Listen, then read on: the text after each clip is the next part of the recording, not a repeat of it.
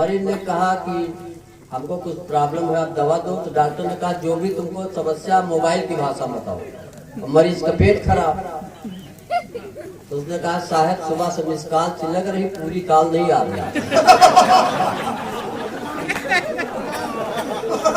और इनकमिंग तो ठीक है, लेकिन आउट गोइंग में बड़ी परेशानी है। तो डॉक्टर ने कहा ऐसा है तुम्हारा सेट कवरेज एरिया से बाहर है। 3 SMS भेजता हूँ, अगर मिल जाए तो बता देना तुम्हारा जो सेट है वो सेट हो गया। तो आजकल जहाँ सब कुछ बदल गया, सब कुछ बदल गया। हमारी मातृ शक्तियाँ शायरा यहाँ पे बैठी, इनको हल्के में न लो आप लोग। इनका हर जगह पे प्रभाव है, देवी देवता तक इनको डरते हैं। एक महिला ने भगवान शंकर की तपस्या किया, शंकर भगवान प्रकट हुए, कहा वरदान मांगो। तो महिला ने कहा ज्यादा नहीं प्रभु, 3 वरदान चाहिए। भगवान शंकर ने कहा लेकिन एक शर्त है, जितना तुमको मिलेगा उससे 10 गुना तुम्हारी सास को मिलेगा। एक जगह कार्यक्रम में थे, महिला हमको घूर रही थी। हम कहा काहे घूर रहे हो? कहीं तुम्हारी शक्ल हमारी सास से मिलती है। तो सास को देना जाता हो जाता है। तो भगवान शिव ने कहा जितना तुमको मिलेगा उससे 10 गुना तुम्हारी सास को मिलेगा। तो महिला ने कहा चलो ठीक है, यही मान लेते हैं। तो भगवान ने कहा वरदान मांगो। तो महिला ने कहा पहला वरदान हमारे खाते में 10 करोड़ रुपया आ जाए, सास के खाते में 100 करोड़।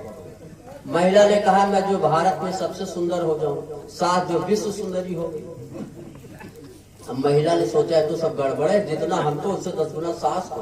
महिला ने कहा प्रभु अंतिम वरदान, हमको हल्का सा हार्ट अटैक आ जाए।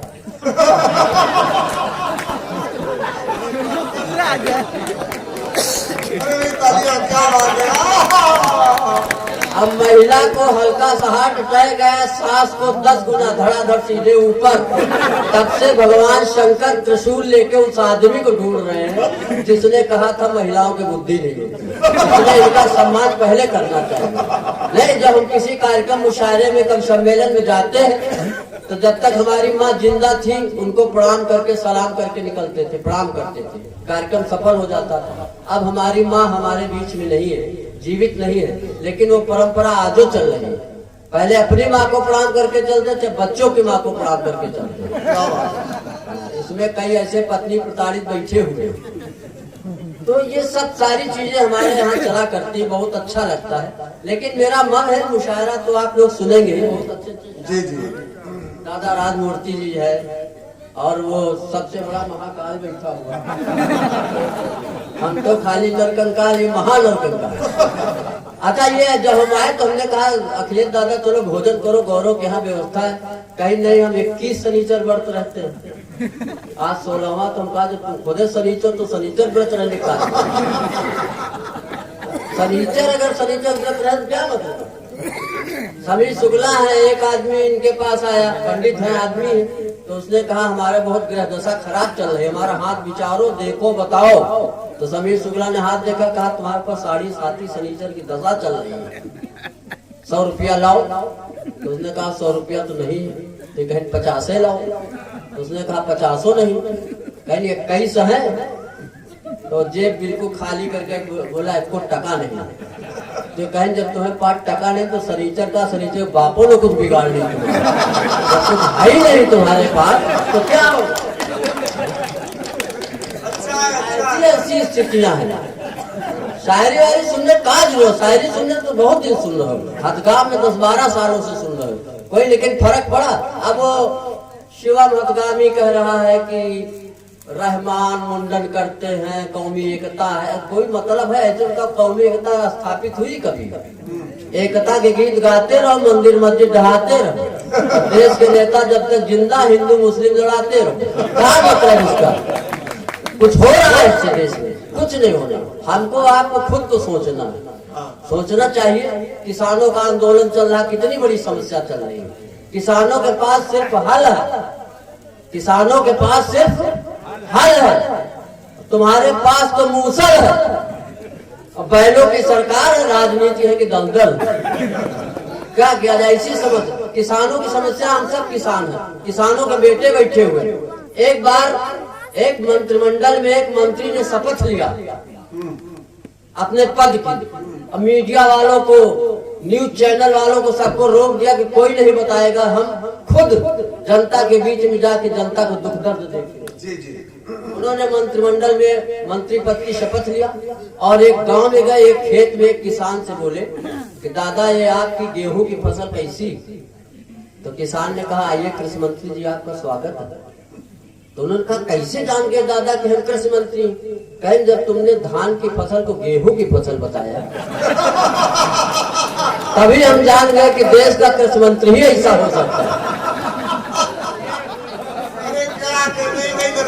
ये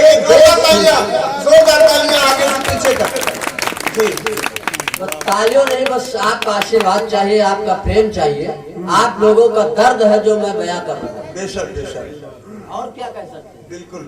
तो ये सब, लेकिन देश का टेंशन बिल्कुल न लो। देश योगी जी चला रहे, मोदी जी चला रहे, हम खुद जिंदा है। इन जब एक दूसरे थक जाए तो हद को याद करना। नहीं बिल्कुल सही बात है। जब शायद किसी ने लिखा है कि खुशबू जिंदा है तो समझो कि चमन जिंदा है। सुधाकर सिंह की पंक्तियां हैं। खुशबू जिंदा है तो समझो कि चमन जिंदा है, फूलों को चाहने वालों का चलन जिंदा है, वक्त की रफ्तार थम जाए बोले कलम जिंदा है तो समझो कि वतन जिंदा है। तो जब तक हमारे कलमकार हैं, जब तक कलम है हमारे हाथों में, तब तक वतन जो है मिट नहीं सकता। और कोई दुनिया के देश कुछ भी करे। तो मेरा मन है, मैं एक छोटी सी गणेश जी की डिजिटल वंदना सुनाना चाहता हूँ।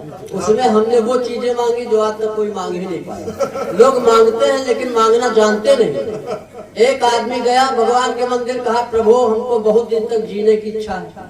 तो भगवान ने कहा शादी कर लो। तो उसने कहा शादी करने से बहुत लंबी उम्र से क्या मतलब? कहीं भगवान ने कहा जीने की इच्छा खत्म हो जाएगी।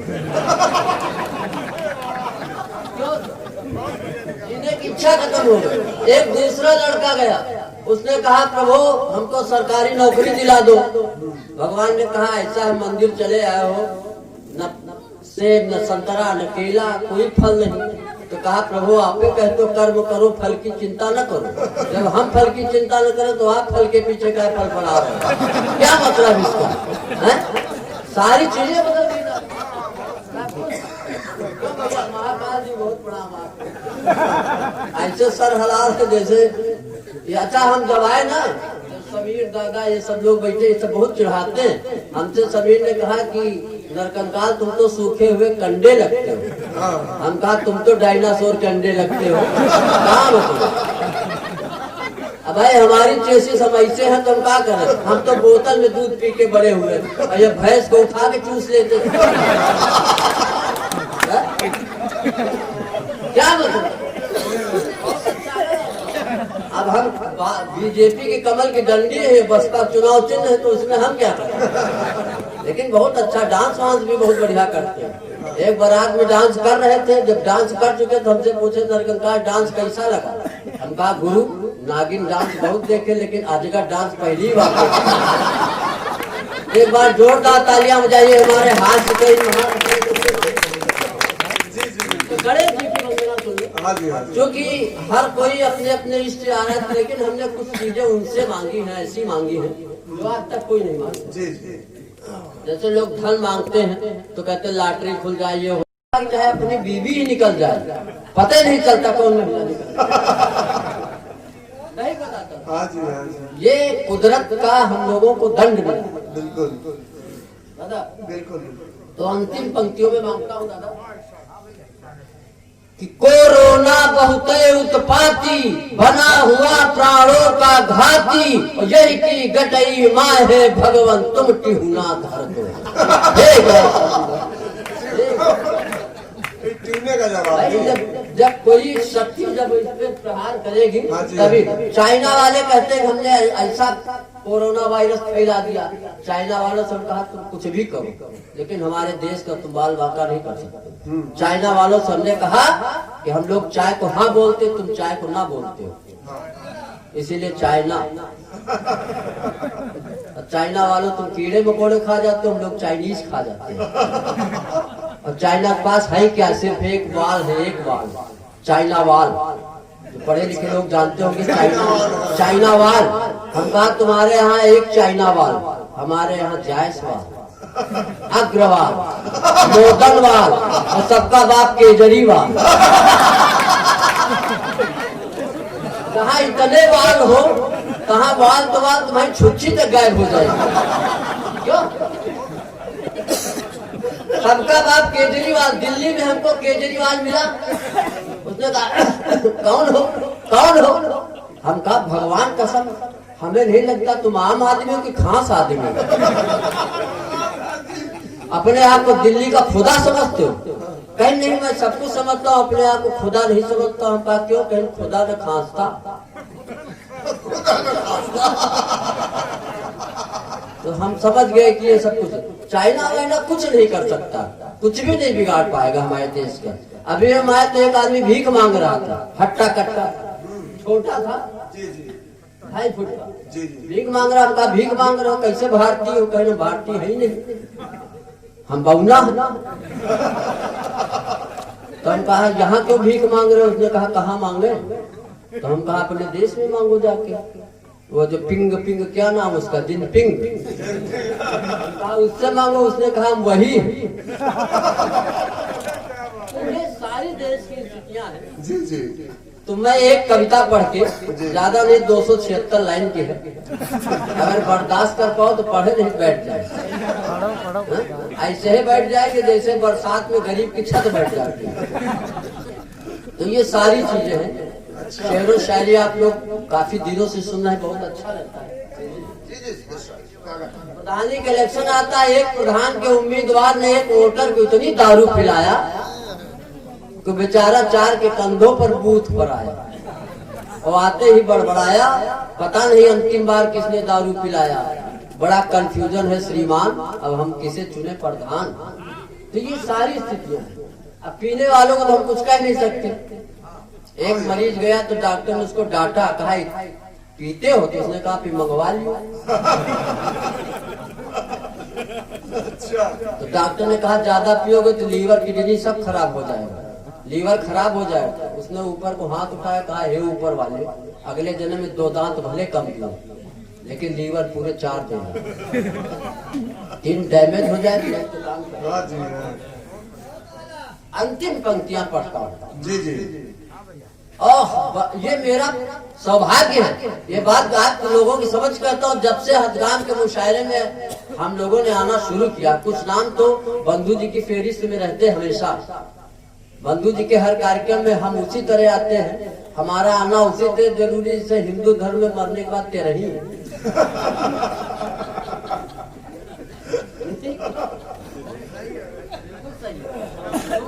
आलम भाई पहले बहुत बड़ा शायर है। आलम भाई आप सुनेंगे तो आप बरसों तक याद करेंगे। आज बिल्कुल सफेद सूट में आए हैं आलम भाई। और जब कानपुर से चले तो अपनी बीवी से कहा कैसा लग रहा है? तो बीवी ने कहा ऐसे लग रहे हो जैसे बतासे कीटा घुस गया। ये बात अलग है। शायद लोग पहले कहा करते थे, वो बात कहते मैं 4-6 पंक्तियों की देशभक्ति की कविता पढ़ता हूँ। ये शायद लोग अक्सर कहते हैं ये दौलत भी ले लो। एक शायर कह रहा था दौलत भी ले लो, दौलत माने प्रॉपर्टी। फिर बोला ये शोहरत भी ले लो, शोहरत माने प्रसिद्धि। एक श्रोता खड़ा हुआ, बोला गजल पढ़ रहे हो मदरसा चला रहे। दौलत भी ले लो, शोहरत भी ले लो। एक श्रोता उठ गया, बोला इसकी औरत भी ले लो, तो सब कुछ दे ही रहा है। तो ये बिल्कुल ऐसे है कि आजादी की रोटी ये आपका दर्द है जो अपने शब्दों को पहना के आपके सामने प्रस्तुत कर रहा हूँ।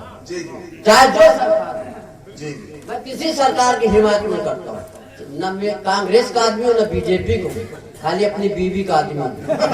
लग रहा है तो एक बार उठो कि आजादी की रोटी मिल बांट के खाओ, ज्यादा गुंडाई न दिखाओ, देश चलाओ। आजादी की रोटी मिल बांट के खाओ, ज्यादा गुंडाई न दिखाओ, देश चलाओ। गरीब मजदूर और किसान ये बेचारे आजो परेशान। गांधी सुभाष भगत इनके कुर्बानी भूल न जाओ, विकास के गंगा गरीबों के दरवाजे तक पहुंचाओ। आजादी की रोटी मिल बांट के खाओ, ज्यादा गुंडाई न दिखाओ, देश चलाओ। जिसके हाथ में। लेकिन कुछ लोग कहते हैं कि नहीं हमको सरकार मिल जाए, हमको। एक वीर रस का कवि, हम कल उन्नाव में थे तो वीर रस का कवि पढ़ रहा था, तो हमें सत्ता सौंप दो हालात बदल देंगे, तो हमें सत्ता सौंप दो हालात बदल देंगे। यह पढ़ते पढ़ते घर चला गया, अपनी बीवी के सामने भी बोला सत्ता सौंप दो हालात बदल देंगे। बीवी ने कहा चल हट पैजामा बदल पहने, 7 दिन से वही पहने। सत्ता सौंप दो हालात बदल देंगे, कोई मतलब इसका कुछ कर, जो कुछ नहीं कर पाते वही चिल्लाते हैं। हम कहा ज्यादा देश की चिंता तो फौज में चले जाओ, मंच पे खोपड़ी काहे खा रहे हो। ये